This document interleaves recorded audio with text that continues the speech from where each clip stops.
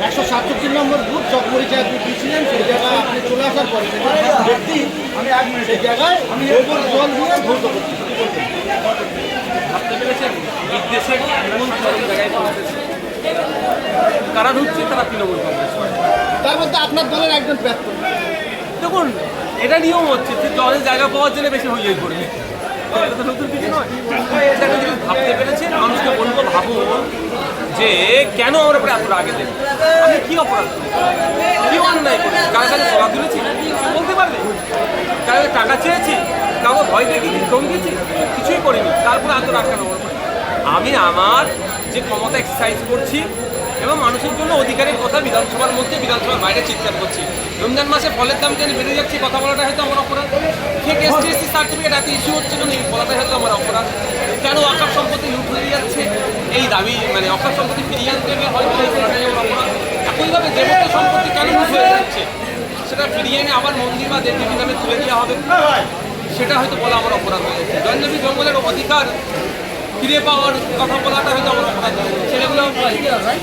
ছেলেগুলো উচ্চশিক্ষা এসে নিজে বসেছে, প্রায় 2 লক্ষ বিএড করে ছেলেগুলো বসে আছে, চাকরি পাচ্ছে না। এসএসসিতে ইয়ে হয়েছে, নোটিফিকেশন হয়েছে, এই কথা বলছি আর স্কুলগুলোতে শিক্ষকের অভাব বন্ধ হতে চলেছে। এই দাবিগুলো হয়ে যাচ্ছে। ওই জন্য আমি কোনো জায়গায় গেলে তারপরে সেখানে আপনি যেটা বলেন গৌরব জেলা কিনে তেমন হচ্ছে আর আতর দিয়ে অভ্যর্থনা জানাস, আমি আমার কর্তব্যে অবসর থাকবো, আমার যে ডিউটি আমি সেটা পালন করবো, আমার ডিউটি হচ্ছে প্রতিবাদ করে যাবো। আপনার দলের প্রার্থী এবং আরও একজন তৃণমূল নেতা ওইদুল মোল্লা বলছেন যে নওশাদ সিদ্দিকী হলো ক্যান্সার, তো গোবর দিয়ে মা বোনেরা আগে ভাইরাস দূর করতে, আমি ভাইরাস দূর করছি।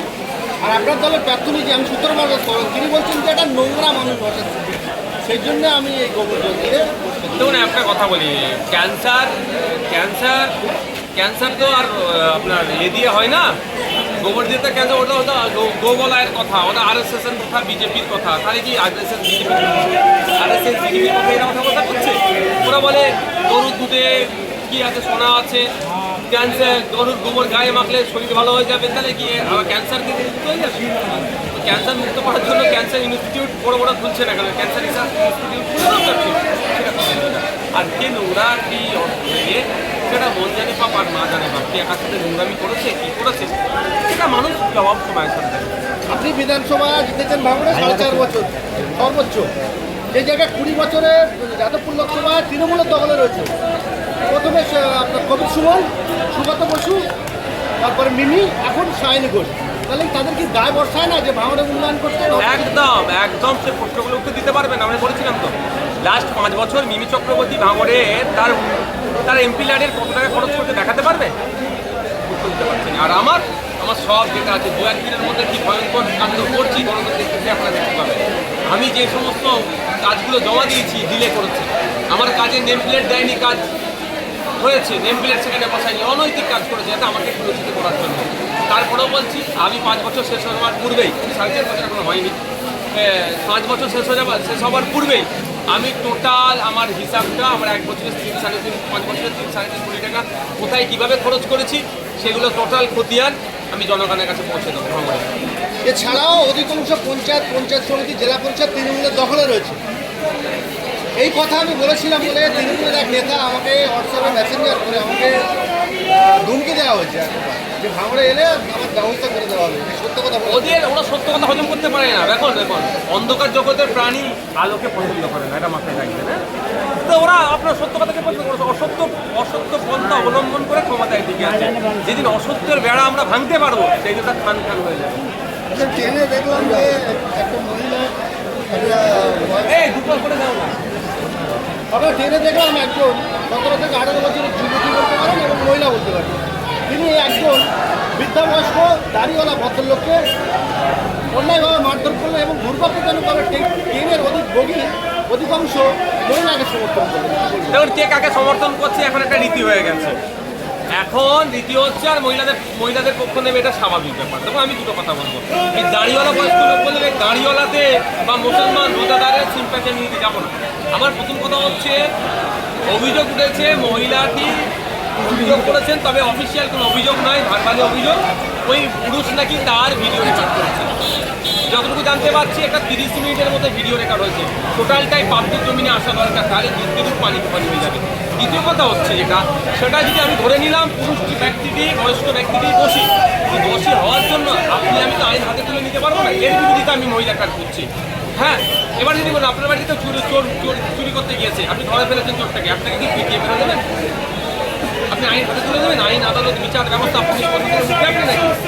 যে অন্যায় করেছে তাকে নির্দিষ্ট ক্রমে গিয়ে অভিযোগ দায়ের করে তার বিরুদ্ধে ব্যবস্থা গ্রহণ করা দরকার। এবার একটা বিষয় বলতে পারছেন যে 8-10 সেকেন্ডের নাকি একটা ভিডিও কাটিং করে ছেড়েছে ফেসবুকে কেউ, দিয়ে বলছে এটা আপনার ওই বয়স্ক মানুষটি অপরাধী। আর আবার অন্য পক্ষ থেকে বলা হচ্ছে যে 30 মিনিটের ভিডিও, ওটা কোনো অল্প ভিডিও ছাড়া হলো। এই দুধ পানিকে পানি করতেই পারবে একমাত্র প্রশাসন। আমি প্রশাসনের কাছে অনুরোধ করবো যে প্রয়োজনে ওই বয়স্ক ব্যক্তিটির মোবাইলকে সিজ করা হোক, দরকার হলে ফরেন্সিক ল্যাবে পাঠানো হোক। এই ভিডিও সত্যতা কী আছে, ইচ্ছাকৃতভাবে কি অনিচ্ছাকৃতভাবে ভিডিও করেছে না করেছে সেগুলো যেমন তদন্ত। যদি বয়স্ক ব্যক্তির ইচ্ছাকৃতভাবে এই অন্যায়টা করে অবশ্যই তাকে শাস্তি পেতে হবে। সাথে সাথে এটাও বলবো, যেভাবে আইন হাতে তুলে নিয়ে ওই ভদ্রমহিলাটি মারধর করে এবং কুৎসিত ভাষায় আক্রমণ করেছে, এর বিরুদ্ধে পুলিশকে ব্যবস্থা গ্রহণ করা দরকার। নাহলে এই প্রবণতা যদি বেড়ে যায় আইন হাতে তুলে নেওয়া, তাহলে আইন আদালত বিচার ব্যবস্থার প্রতি আমার ভরসা রাখবে না। কেউ যদি অন্যায় করে তাকে পিটিয়ে বেড়ে যাবে। ঘটনাটা মডেলিং হয়ে যেতে পারতো এই পুলিশটি। এই ধরনের ঘটনা আমরা উত্তরপ্রদেশ রাজস্থানে দেখেছি, যেটা পশ্চিমবাংলায় দেখলাম। এটা পশ্চিমবাংলার মাটি নয়। এই যে আপনি বলেন আইন শৃঙ্খলা বিবাদ হতে পারে, এরকম ঘটনাটা ঘটতে পারে, ইতিমধ্যেই ঘটছে। এর আইন টেনে এটা দুটো ঘটলো। আপনারা বারাইপুরে বৃন্দাকালীতে দেখলে মসজিদে ঢুকে পেশাব করে দিল, ইমাম সাহেবের বাড়িঘর ভাঙলো। বর্তমানে তো এই সরকারের আমলে যারা সরকারের হচ্ছে তারা বলে মুসলিম দরদি, এবং কিছু মানুষও বলে ঘোড়ার ডিম। সংখ্যালঘু তোষণের নামে সংখ্যালঘুদেরকে শোষণ করা হচ্ছে। এই মুহূর্তে পশ্চিমবাংলায় জেলে প্রায় 25,000 মানুষ বন্দী আছে। তার মধ্যে 3,000 হচ্ছে ফরেনার বিদেশি, 22,000 মতো হচ্ছে পশ্চিমবাংলা বা ভারতবর্ষের নাগরিক। আপনি দেখলে দেখা যাবেন প্রায় 70% মুসলিম সমাজের ছেলে মেয়েরা আছে ওখানে। আর এই 70%-এর মধ্যে হেভি অংশ মিথ্যা মামলায় রাজ্য সরকার তাদের জেলে রেখেছে। কোথায় যাবে? আমি একটাই দেখাচ্ছি যে 8,500-এর মধ্যে স্কুল বন্ধ হচ্ছে কোথায়? যেখানে মুসলমানরা বেশি থাকে, দলিতরা বেশি থাকে, আদিবাসীরা বেশি থাকে। ভালো আছে, সেই স্কুলগুলো বন্ধ করার চেষ্টা চলছে। স্কুলের টিচার না, কিন্তু নামকা অস্তে মুসলমানদের ভালোবাসে, কিন্তু দিনের শেষে মুসলমানদের সব থেকে বেশি ক্ষতি হচ্ছে এই সরকার।